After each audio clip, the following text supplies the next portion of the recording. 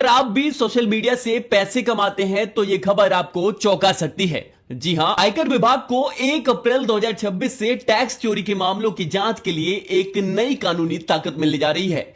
नए प्रावधानों के तहत अब आयकर अधिकारी संदिग्ध लोगों के email, social media accounts, bank खातों, ऑनलाइन निवेश और ट्रेडिंग प्लेटफॉर्म्स तक डायरेक्ट एक्सेस पा सकेंगे।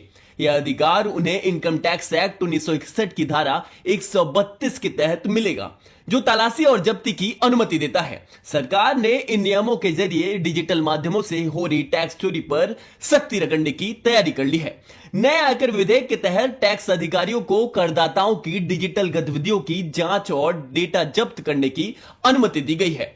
यानी अब किसी भी व्यक्ति की गुप्त संपत्ति, अघोषित आय, सोना चांदी या अन्य कीमती वस्तुएं डिजिटल माध्यम से ट्रैक की जा सकेंगी। चलिए अब देखते हैं कि 1 अप्रैल 2026 से क्या होगा नया। इनकम टैक्स अधिकारी संदिग्ध व्यक्ति के email, social media accounts, online निवेश, क्रिप्टो अकाउंट्स और अन्य डिजिटल फाइनेंसिंग प्लेटफॉर्म्स की जांच कर सकेंगे। अधिकारी computer, smartphone, laptop, hard drive और डिजिटल अकाउंट्स की तलाशी व जब्ती कर सकेंगे। जांच में सहयोग न करने पर अधिकारी पासवर्ड बायपास कर सकेंगे, सिक्योरिटी सेटिंग्स ओवरराइड कर सकेंगे और फाइल्स व डेटा अनलॉक कर सकेंगे। चलिए अब यह भी जान लेते हैं कि अभी तक इसमें क्या होता है। अभी के नियमों के तहत अधिकारी छापेमारी के दौरान दस्तावेज, बैंक खाते, लैपटॉप या हार्ड ड्राइव जब्त कर सकते हैं, लेकिन डिजिटल डेटा तक सीधी पहुंच में कानूनी अड़चनें होती हैं। नया कानून इस कमी को दूर करेगा। नया इनकम टैक्स बिल जो 1 अप्रैल 2026 से लागू होगा के सेक्शन 247 के तहत यह तय किया गया है कि अधिकारी सिर्फ टैक्स चोरी के मामलों में ही डिजिटल डेटा की जांच कर सकेंगे।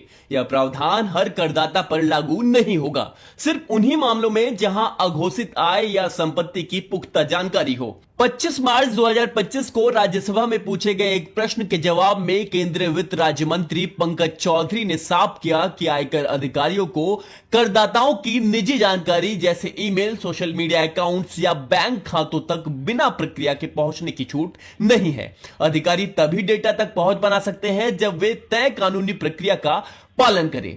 चलिए अब जान लेते हैं कि क्या कहते हैं विशेषज्ञ। मनी फ्रंट के को-फाउंडर और सीईओ मोहित गांग के मुताबिक टैक्स चोरी रोकने के लिए टैक्स अधिकारियों को सभी कानूनी उपाय का इस्तेमाल करना चाहिए।